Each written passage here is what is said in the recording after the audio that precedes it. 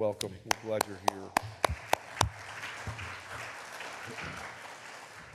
It's so wonderful to be back with you again this morning. I had kind of a rough night. Wisconsin lost to, I don't know, some school. It's a different type of dream, that's right. So I'm needing healing this morning.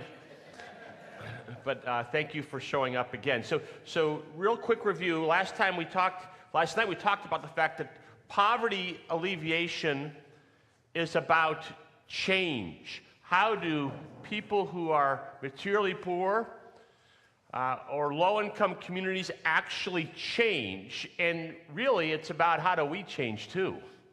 How do we change? Because we all need to change too. And so we talked last night about the fact that there are different stories out there about change, about what the goal is, what does human flourishing look like, and how do we get there? And so the first story is the story of the American dream, which is basically that human flourishing comes from consuming more stuff. And so we can either give people who are poor stuff, or we can help them earn more stuff. And then we talked about the fact that this is, particularly the economic empowerment version of this, has been really powerful. That it has reduced poverty in a really dramatic sense, both in the United States and around the world. But that story and the practices and the systems that that story has created, I believe, are transforming us more and more into that creature, Homo economicus, a purely individualistic, self-centered, materialistic, consuming robot. And that's not been good. So on the one hand, we see material poverty plummeting wherever Western capitalism goes. Dramatic reductions in material poverty all around the world. I mentioned last time that the global poverty rate, the percentage of people living below the poverty line of $1.90 per day, plummeted by 50% over the course of 25 years. Particularly as India and China moved more towards Western-style markets. It's an unbelievable story, and I don't want to downplay that. It's dramatic. It's spectacular. It's a huge accomplishment. But we also see this happening, that as material poverty is going down, anxiety and depression are going up. And so this is anxiety and depression in the United States for college-age young people from the 1930s to the present. And so we've got this paradox that on the one hand, we have more stuff, but we're less and less happy. And so there's something wrong with that story of the American dream. There's good parts of that story, but there's something about it that's off that seems to be contributing to this. And there's actually a lot of research that suggests it's actually our pursuit of the American dream. Our pursuit of more and more stuff, of highly individualistic lives that's contributing to this dynamic of increasing anxiety and depression. And I said to you, there's a second story that's really shaped us. And it's really the story of the baptized American dream. And many of us, I would say most of us here, have really been enculturated into this story. I have been. And getting myself out of this story is very difficult. And the story of the baptized American dream basically says that the goal is to get our souls to heaven for all eternity. And once that's secure, we don't really have a story for this life, so we just follow the story of the culture around us. We live like we're pursuing the American dream. We tend to live highly individualistic, pretty self-centered lives in which we're striving to earn more and more stuff so we can consume more and more and more. And it's creating a freneticness. It's creating anxiety. It's creating a breakdown in families and communities, and I think in our nation. So we need a better story than that, because we are also experiencing increased anxiety and depression. I should tell you that I have a lifelong struggle with anxiety. And so my family has intergenerational anxiety disorder. And so this is me in many ways. And so we've got to do something to reverse this, something to change this, okay? And so what I want to do today is to reacquaint us with the only true story. And folks, this is the best story. It's the only one that actually works. It's God's story. And, Christians these days, we're kind of on our heels. There's a lot of pushback against the church, and I think in some cases for good reason. We've got to get back to the fact that we've got the best story. Not in some sort of we're better than you posture, but in a sense of look at the wonder of what has come into the world. We've got that great story to tell. Carl F. Henry, who was a big leader in the 20th century in the church, once said, this is my favorite quote, he said, the early church didn't say, look what the world is coming to. The early church said, look what's come into the world. That's the good news. So here we go, creation. Now we're going to go through creation, fall, redemption here, and many of you have been hearing about this for forever. But I think there might be a slightly different angle here that we haven't thought about. And so don't go to sleep right now. There's good stuff here, even if you've been in the church for 1,000 years. So here we go. Some of you look like you've been here for 2,000, actually. So let's start at the very beginning. So what do we know about God from before the creation of the world? Well, not much, but we do know this. From all eternity, Father, Son, and Holy Ghost exist in perfect relationship with one another. At the center of God's being is community. At the center of God's being is relationship. What kind of community, what kind of relationship? Love. Love. Okay, I can't help myself. Here we go. So I was raised, my father was a Presbyterian minister. This church is part of the Presbyterian Church in America. My father was pastor in something called the Orthodox Presbyterian Church. We're like the Hasidic Jews of Presbyterianism.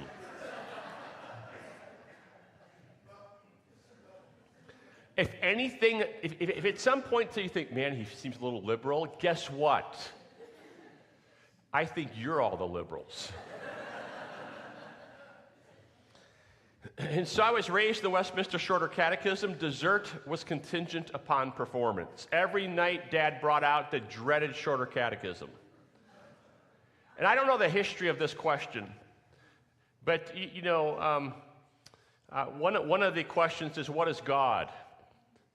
And I had to say, God is a spirit, infinite, eternal, and unchangeable in his being, wisdom, power, holiness, justice, goodness, and truth. Butter pecan, 3 scoops, bring it on. What an incredible definition of who God is. It's interesting to me that love doesn't show up in the definition. I don't know why that is, but love doesn't show up there. No, everybody who wrote the Westminster Confession of Faith believed that God was loving, but we might want to emphasize it once in a while or something.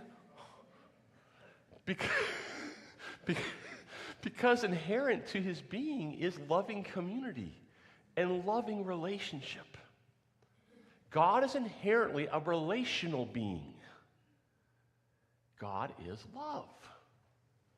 And it's out of the love, in the inner being of the Trinity, it's out of that love that love expresses itself in creativity, in action, in creating the world.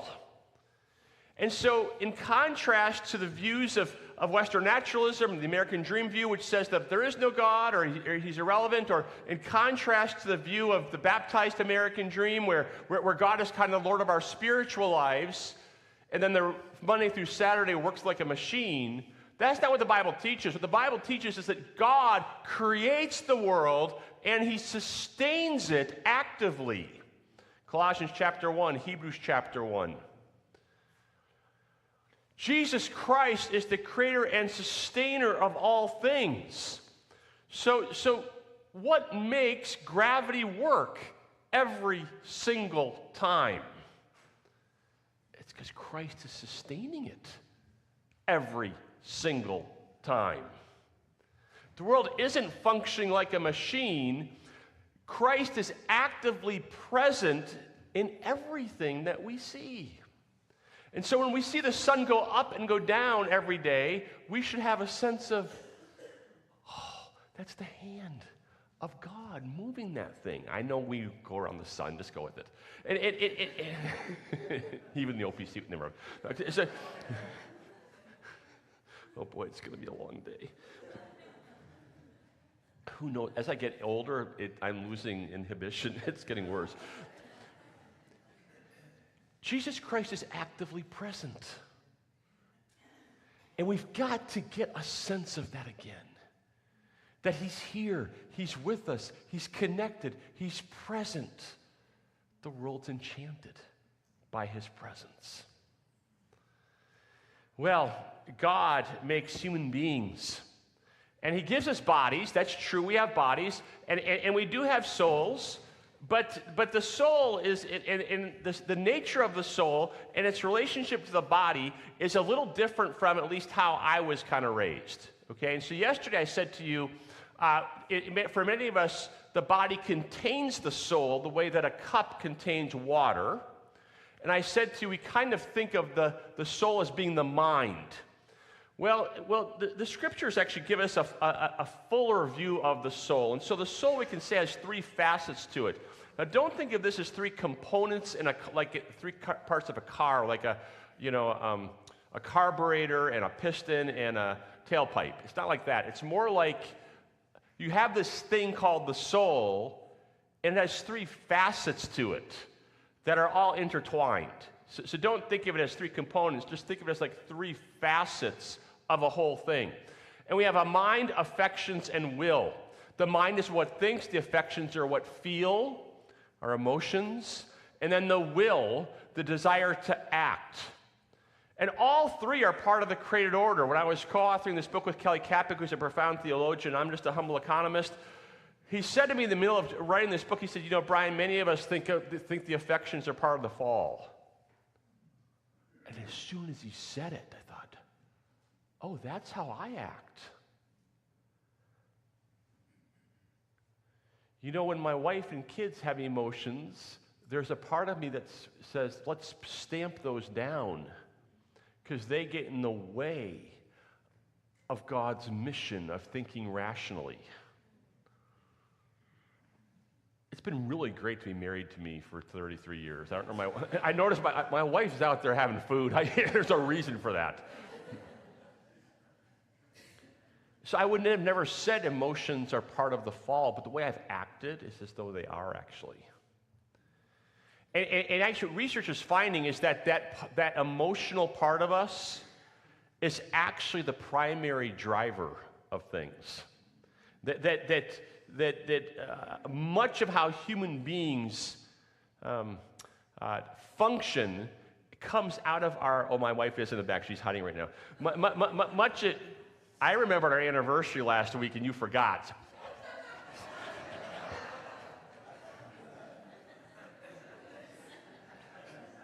She was with the grandkids, and she forgot about our anniversary.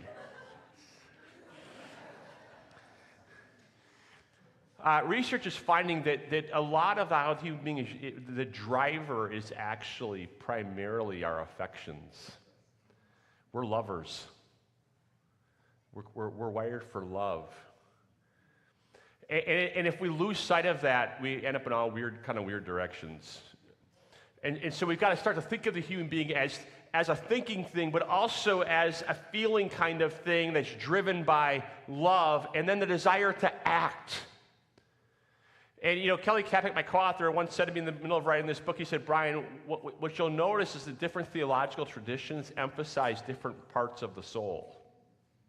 Presbyterians emphasize the mind. That's why our sermons are so long.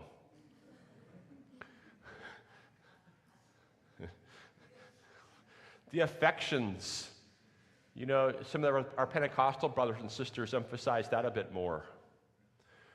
The will, the desire to act. You want to get something done, find a good Methodist, I'm telling you. And so we tend to divide the soul up, and what we really need to do is to celebrate all three features of it, because that's who we are. Now, it takes me a long time to make these slides, so pay attention because this next one was a trick, okay? So what the Bible suggests is that the body and the soul are highly intertwined. They're not just these completely separate things. So it's not like the relationship of the soul to the body isn't so much like water's relationship to a cup. It's more like, and nothing's quite perfect in an analogy, but it's more like water's relationship to a sponge. It permeates the whole thing. And so the body and the soul are highly integrated. What happens to us physically affects us spiritually. What happens to us spiritually affects us physically. Now at death, these two things do separate, but at the resurrection, they're back together again. Now, folks, some of you are going, gosh, what is this good for? When the woman walks into our church asking for help with her electric bill, we have to know how she's wired. If we want to help this person to flourish, we have to know what she is. And what I'm telling you is that the anthropology that you use deeply impacts what you do at that moment. If you think that she's just a physical creature like Western naturalism, you're going to tend towards giving stuff. If you think that she's just a body that contains a soul, you're going to tend towards, let's give her a tract and give her stuff. What I'm trying to introduce you to is a different understanding of what a human being is because it affects what we do at that moment. She's a highly integrated mind, affections, will, body creature, and there's more. Because God is inherently a relational being. And He's hardwired us for relationship as well.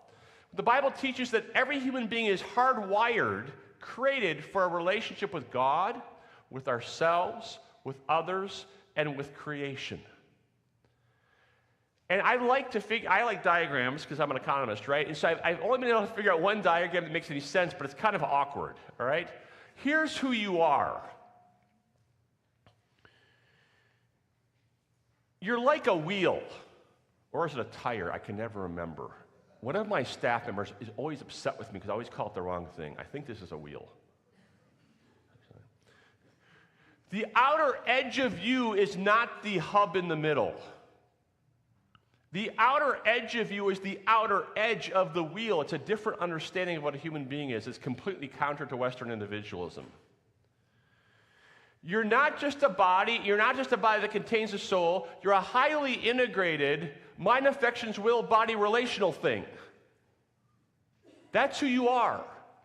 And so what happens to you relationally affects you physically and spiritually, and vice versa. And we got to meditate on this a little bit because it's kind of foreign to us. My wife and I become empty nesters, and we're doing pretty well, but once around the morning, there's a little bit of tension. My wife thinks that we should really be friendly to each other in the morning. We should have lots of conversation. I have a different understanding of the morning. You shouldn't talk to me before 10 a.m. And you're all in danger right now because it's not 10 a.m. yet. So once in a while in the morning, she's talking away, and I'm like, please, Lord, please. The woman that thou gavest me. And so once in a while, I'm a little impatient, shocker. And so we have a little bit of a fight. And then all day, I can feel it. I can feel it all day because I'm tense. And I can feel it in my stomach. I'm like, it's not right. What's happening to me relationally is affecting me physically. Are you tracking? Why was COVID so bad? If we are just that, then COVID wasn't a problem for most of us. I still had a job. I still earned the income. I could still buy the stuff. If that's who we are, COVID isn't a big deal unless you actually get it, which I forgot. But it wasn't devastating my life. It was just like, the flu or something. Well, why was COVID so bad? Because we were isolated. Mental illness skyrocketed during COVID Because we're hardwired for relationship. If this is who we are, unless you have serious COVID's not a big deal.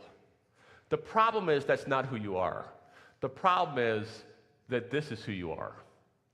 And so think about COVID as breaking the spoke, the relationship with others. What happens to a wheel if you take a spoke out? The whole thing starts to cave in. All the relationships, all the spokes start to bend and break, and the hub gets distorted. Our bodies get distorted, our mind affections will get distorted. We are created for relationship. The Surgeon General has determined that loneliness, a broken relationship with others, has the same impact on life expectancy as smoking 12 cigarettes per day. We are relational creatures. I have a friend who's a physical therapist. And I said to him, "What's your biggest challenge?" He said, "My biggest challenge is my patients don't believe in my remedies." I said, "What do you mean?" He said, "Well, Brian, every patient I have," I'm paraphrasing right now because I got to get through this fast. He said, "Every patient I have thinks that they're simply physical creatures, and so that all solutions will be physical in nature." He says, "It's just not true." He said, "Everybody in physical therapy knows this." He said, "We are now working out of a biopsychosocial model of physical therapy." I said, "What does that mean?" He said, "It looks like this." He said, "I had a fellow come in the other day who had back pain. And I did the x-ray, and I could see that he had an injury many years ago, but if the injury was healed, there was no physical reason for ongoing pain. So I started to ask the guy a few questions, and I realized he was lonely. And he said, "We know in the physical therapy profession that if you are lonely, broken relationship with others, that it's going to have physical ramifications." He said this guy's problem was he was lonely. But he said, "I can't tell an American male that his problem is back pain is because he's lonely. He's going to think I'm a loon." I said, "Well, what did you do?" He said, "I lied to him." This guy's a member of my church. He said, "I lied to him." I said, "What did you do?" He said, "I told him he needed to exercise every night. He had to go for a walk every night, but that he wouldn't be disciplined enough to do it. So he's going to have to go for a walk every night with his one friend in the whole world, Joe." He said he didn't need to walk, he just needed to hang out with Joe. So every night this dude goes out for a walk with his friend Joe. After 2 weeks, he calls the physical therapist back and says, I'm healed, there's no more pain. You were right, I needed exercise." The physical therapist says, "If you stop exercising every night with Joe, your pain is going to come back." What happens to us physically and spiritually is a function of relationships. There's a famous TED Talk that's entitled "The Opposite of Addiction is Relationship." What they're finding is that oftentimes if you take people who are addicted to drugs and alcohol and simply put them in a positive group setting and the relationships start to heal, the addictions start to mitigate. We're hardwired for relationship. And what Western naturalism is spreading around the world right now is unrelationship. We're spreading Homo economicus. We're spreading highly individualistic consume, earn treadmills.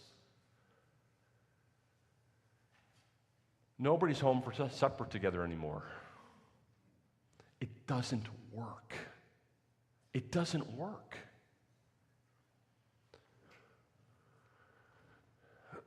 Now, a little bit more. I know I'm spending a lot of time on this because this is everything. This is the homeless person on the street corner. This is the person in Africa. It's every one of us. We've got to understand it's a different anthropology. There's a couple of features to this. First, it's all highly interconnected, right? The way a wheel is structured is if one part is out of line, the whole thing gets distorted. That's who you and I are. If one thing is out of line, it ripples through everything. There's internal structure to us. We're not jellyfish. There's something there, okay? There's something there that's kind of common to human beings around the world. It's that basic structure of mind, affections, will, body relationship. There's a structure to us. But we're also malleable. The shape of us is influenced by outside forces. So think about a wheel. When your car is going, my daughter is a really crazy driver. So whenever there's a pothole, she like puts the gas on to go over it faster or something. She's back there. It's terrifying. Now, when you go over that pothole at high speeds, it's bumpy, right? But it's more than that. It actually changes the shape of the wheel and it bends the axle. I'm trying to get her to understand this. So the pothole, the outside force, changes the shape of the wheel. That's who human beings are. There's a structure to us, but the environment that we are in shapes us inside. That's what I was getting at last night. We're shaped by stories, systems, and practices. That if you put me in certain kinds of settings, then over time, I will become a different kind of thing than I was before. Okay, and some of you are going, that makes sense, right? Well, you need to understand something. This one slide is a critique of both the Republican and Democratic parties.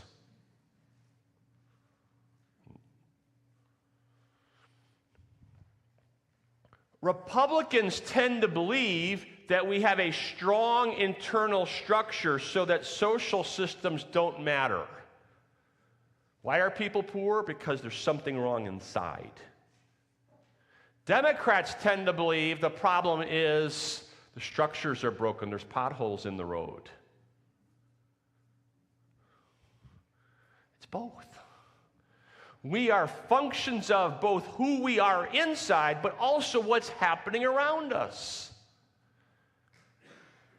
And so in a biblical anthropology, you can get through the entire divide in American politics. How's that for you? Did you get your money's worth this morning? Now, if I were in a room full of unbelievers right now who were secular social psychologists, they would affirm everything I've just told you. There's an amazing movement out there in the secular realm of people going, human flourishing isn't just more stuff. In fact, human flourishing, it looks like we're relational creatures. So, the Oxford Handbook of Happiness, it's about this thick. Reading it will make you very unhappy. It sits on my desk. It's a summary of all the research in the world on happiness. And you know what they're finding? Human beings are hardwired for relationship with God, some higher power these weirdos believe in, self, others, and they would say work or meaning in life for creation. Measuring well-being. There's a gentleman named Tyler Vanderweel, Dutch, at Harvard University. He's a believer.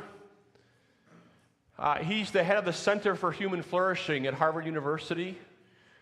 He's just given a $43 million grant to measure human flourishing around the world.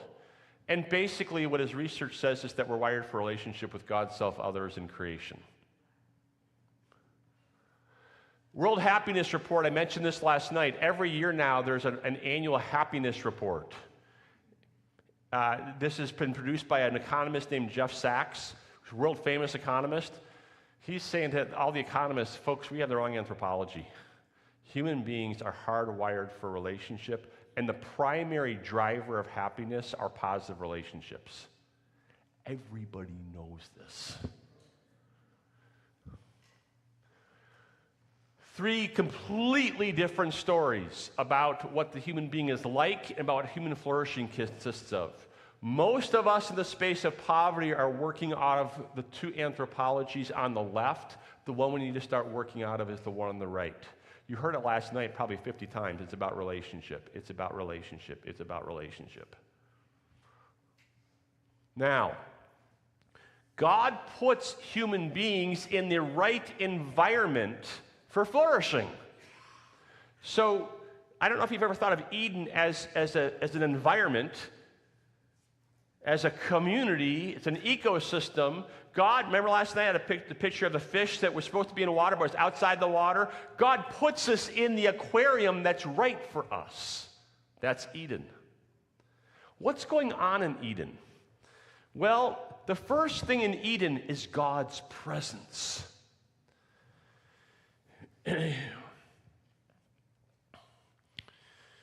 So Greg Beale, who's a world-famous theologian, he was at Westminster Seminary in Philadelphia, and now he's with Reformed Theological Seminary in Dallas, has done a lot of research on what was going on in the Garden of Eden. And it turns out that the imagery in Eden, and then the imagery throughout the Bible, indicates that the primary feature of Eden is that it was a temple. It was a temple. Now, not a temple in the terms of having, big pillars and, curtains and all that stuff. But in the Bible, a temple is a place where God and human beings dwell together. In the Bible, the temple is a place where God and human beings meet. And Eden was that.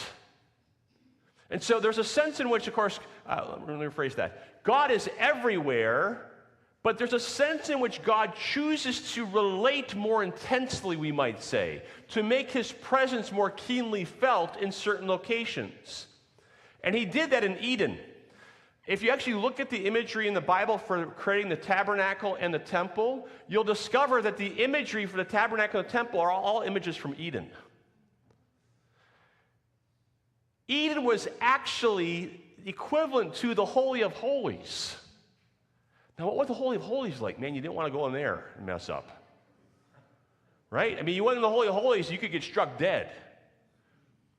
You had to go in the Holy of Holies doing the right stuff, and only once a year, and only the high priest could go.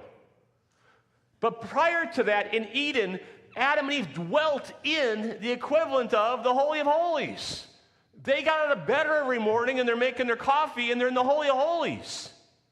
God was keenly present there. That's really important because we are hardwired for a relationship with God. They dwelt in God's presence. Dignity. Adam and Eve had the relationship with self. Adam and Eve were told, you bear the image of God. Just because of who you are and how I've created you, you have inherent dignity and worth. One of the primary features of material poverty around the world is people don't have dignity. They have profound shame, a profound sense of inferiority. So a lot of what we need to do is help people to recover dignity. Deep relationship with others. Adam and Eve had deep communion with one another. It wasn't good for man to be alone. And God addressed that very quickly and brought Eve along. Deep communion. Relationship with God, self, others. Now, this is a really important point. God gives Adam and Eve a command to be fruitful and multiply, increase in number, and subdue the earth. Greg Beale has shown that throughout the Bible, the imagery suggests that Adam and Eve, they had a job to do in the garden temple. They were priest rulers. They were priest rulers. They're functioning in the temple as priest rulers. What does that mean? They were supposed to extend the knowledge of God's reign and presence from the garden temple throughout all of creation. They had a job to do. They weren't just sitting around watching Wisconsin lose. They were spreading the knowledge of God's presence. How? Through work. So work isn't just a necessary evil that you do to earn the income to get the stuff that makes you happy. Work is inherently what you're created for. But it's not work just for stuff, and it's not work just to make yourself rise in some ladder. It's work as worship to God and service to others. And that's what the Messiah woman last night had gotten right. She wasn't interested just in making more money. She had a sense that She was a restored image bearer, and she was to go out and spread the reign and knowledge of God throughout the whole earth. That's what we're looking for. We together? Now there's one more piece. Community, relationship with God, self, and others, precedes work. That's actually inherent to the nature of the Trinity, by the way. God exists from all eternity in community, and it's out of the community that God creates the earth. Community, being, precedes action. You're going, what is this good for? I don't have a look on our face. Pull yourself up by your own bootstraps. Pursue the American dream. Go make something of yourself. It doesn't work. Community precedes work. You want poor people to get a job? Create community for them first. Make this home. Make this place home. Make this place safe. Make this place be a place that says, you can do it. We're with you. We're with you. We know you're struggling. We know that you've had crummy things happen to you, but here you're safe. And you know what? If you go out there and you try to get a job and the boss turns you down, you're still part of our community. You're part of it. It's safe here. This is home. Community precedes work. Community provides the security that we need to launch into work, and it also roots the work in the right direction. Because without community, our work will always become self-serving. You need to root your work in community with God, self, and others so that it has the right telos, the right goal, that you end up like the Messiah woman, not like Homo economicus. Priest rulers are serving God and others. Work needs to be rooted in and flow back into community. Are we together? Guys, most of us don't know how to do this because we're living the wrong story. I don't know how to do this. My work, so much of my work is really about making myself feel like I'm worthy. I hate that about it. I hate it. I hate the fact that I want a smiley face on my report card. And when you get to be an adult, nobody gives you that anymore, and it's really hard for me. And I hate that.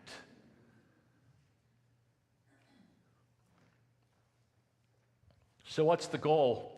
Human flourishing is to live in right relationship with God, self, others, and the rest of creation. So what is God's goal for materially poor people? It's his goal. Oh my word! It's his goal for. I got to get going. It's his goal for all. Actually, I saw you look. Okay, we got to get going here. Somebody. Oh, we're in big trouble. All right, here we go. That's the goal. The goal isn't more stuff, the American dream. The goal isn't more stuff, let's get your soul to heaven, the baptized American dream. The goal is to restore us to being human. For materially poor people, it looks like this. The goal is to restore them to flourishing participants in God's mission. This is actually the same for all of us. It just looks different because we have different problems. To restore us as priest rulers who live and enjoy loving relationships with God, self, others, and the rest of creation. Folks, the homeless person on the street corner, this is God's goal for them. Now, I always get the same question. I got the question last night. It's a great question. Should we give the money or not? Every deacons committee in the world, we have to have a talk about Presbyterian deacons. Oh, my word. Every deacons committee in the world wants to know, when the person walks in asking for help with their electric bill, do we give them the money or not? Well, that's an important question to have answered. It's a really important question, and there's a lot of difficulties in that one. But folks, this is what we're shooting for. This is what God's doing. Because I like to win. God wins. Join his team. This is what he's doing. He's restoring all things. And for people, it means restoring us to what we're created to be. So jump on board the winning team. You're going, this just sounds so far away from, this person I'm dealing with is so far from that. Uh-huh. So are we. We were enemies of the cross. Victor mentioned it last night. Folks, we're not that great. Read Ephesians chapter 2. It's the funniest chapter in Scripture. You stink, but God saves you. But don't forget you stink. He goes back to it again. If you ever forget who you were, you end up proud. You have to preach the gospel to yourself, Martin Luther, every single day. I was an enemy of the cross. I was an enemy of the cross. You rescued me. And if he can do it for you and me, why can't he do it for the homeless person? If he can create all of heaven and earth, he can certainly restore one homeless person. Okay. So, in a world without sin, we would have lived into that story. We would have lived into the story of being priest rulers. We would have engaged in practices and created cultural systems that would have been conducive to human flourishing for people who need to live in right relationship with God, self, others, and the rest of creation. So that's the ecosystem we would have created had the fall not happened. And God would have been actively present. He wouldn't have been far removed. He would have been walking with us in the creative process because he's the creator and sustainer of all things. He's not walking away. He would have been walking with us in the process of creating. But then, of course, we have this problem. We've created a habitat for these creatures on the left. We need to create the habitat for the creature on the right. Are we together? Because if you don't, you end up perpetuating the problem. We are unconsciously and automatically imposing the wrong story onto people who are poor. I'll give you another example of this.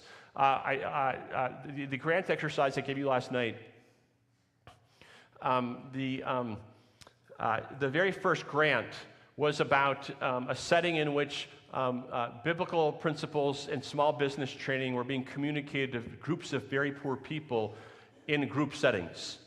And then there was this new technology that came in. You could use cell phones to beam the information out there, and so people didn't have to show up for the group meetings anymore. Remember that one?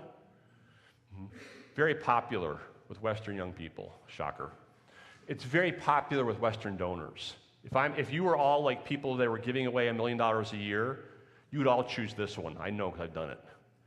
Donors love number 1 and number 3 because it's efficient. Unless we're actually wired for relationship, in which case breaking apart community is from Satan. Now, some of you are going, does he believe in online learning? Yeah, I do. So you can use it. And I have a cell phone. And I was with Paul Hahn last night, and he was trying to relate to me, but he had a cell phone on. He was watching NCAA basketball while he's talking to me. It's really great. I love that. Where is he? I'm using it. There he is. He's back there in the corner. See, Mr. Relational. Back there in the corner. He's watching NCAA basketball right now. Folks, the world's complicated. I'm not telling you can never use cell phone technology. That's not my message right now. My message is we ought to be attuned to the fact that we're hardwired for community and be a little more hesitant to blow it apart. And nobody needs community more than materially poor people because they're highly vulnerable. The last thing you want to do with materially poor people is break community for them because it's exactly what they need. Western donors love that one. My students love it. We impose false stories on poor people. We together? The fall happens. I promise. The fall happens. Now, what happens in the fall? Most of us in the Western church have been taught a legal story about the fall. That because of the fall, I have a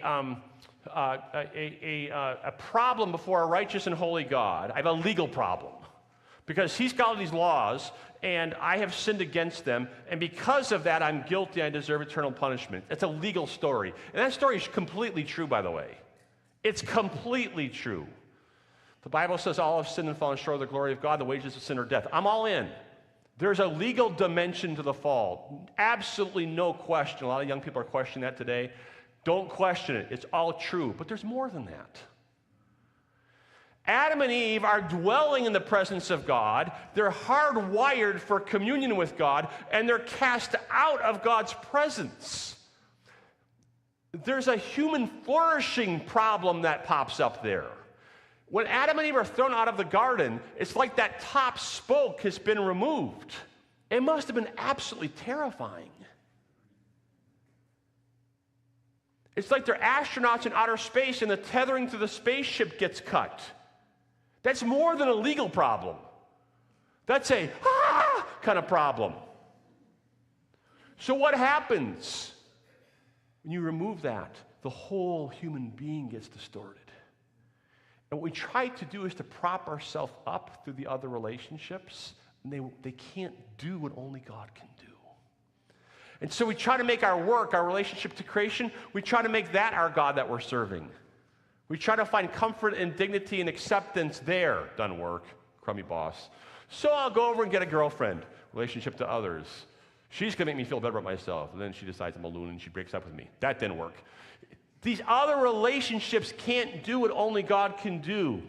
And so the primary problem we're all facing is we need to get back into the garden temple. If you actually look at Scripture, what you'll start to notice is that's the storyline. How can we get back into the presence of God? Because that's the anchor for my life. That's where human flourishing begins and ends. And the storyline of Scripture isn't just, I've got to get my legal problem solved. It's there. It's, when my legal problem gets solved, I can get back into the presence of God because it's what I need. Human beings who are broken engage in bad practices. We follow false stories. We create broken systems. It's all messed up. I know I'm harping right now on something, but it's so important right now. Our country and the church are being torn apart by, is it about individual sin or is it about structural injustice? This should be a softball question for God's people. Folks, I'm sorry. This is like kindergarten Sunday school 101. What did the fall affect? Everything. Of course there's broken and sinful individuals, and of course there's broken and oppressive social structures. Of course. The fall happened. This isn't like a hard one. So just get over yourselves. This poor lady was looking at me.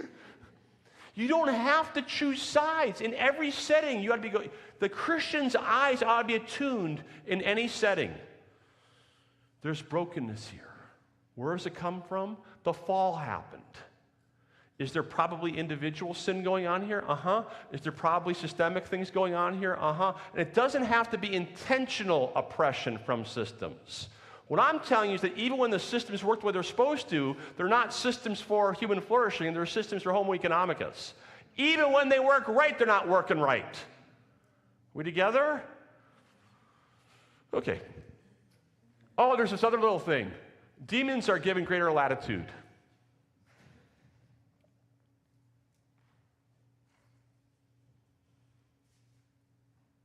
What's poverty caused by? False gods and erroneous stories of change. Broken individuals, destructive practices, broken systems, and demonic forces. That's a lot, huh?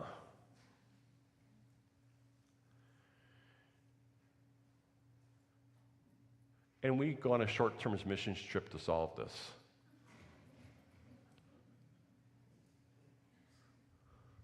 Really? Wow, that's one heck of a trip.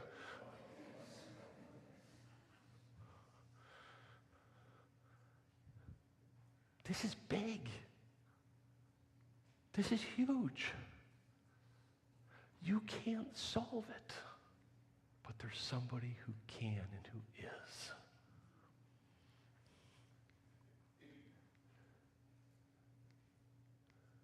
Health.org, everybody hates this one. My suspicion is that nobody or very few of you allocated funds to this one. It was about how can we help an organization to use the Bible and prayer to combat demonic forces. In the West, we don't tend to even believe in demons. Why would we give money to support something to combat them? The primary feature of life, if you're in the majority world of Africa, Asia, and Latin America, particularly in a rural area, is that when you get out of bed in the morning, you're afraid of demonic forces. You think the spiritual realm controls the physical realm. We think the spiritual doesn't exist or doesn't touch. We think the spiritual realm doesn't exist or doesn't touch the physical. Not in these cultures. They believe that whatever happens physically is a manifestation of the spiritual realm. So when you get out of bed in the morning, you're like, all right, we got all these spirits floating around. We don't want to get them ticked off, because if great-grandmother's ancestral spirit is ticked off, I'm going to have a bad day. That's their primary reality. Now, who's right? Are they right or are we right? Well, I think sometimes they overemphasize it, but maybe we underemphasize it a little bit, that the Bible says that our primary struggles is not against flesh and blood, but against the powers and principalities and forces of darkness. That passage might want to pop up once in a while for us. We might want to say to ourselves, man, there really are demons, and we should really be praying that God protects us from them. Maybe we should think about life that way a little bit more. We don't. So basically, the primary thing that people in the majority of the world are worrying about, Western donors won't pay for. Interesting, isn't it?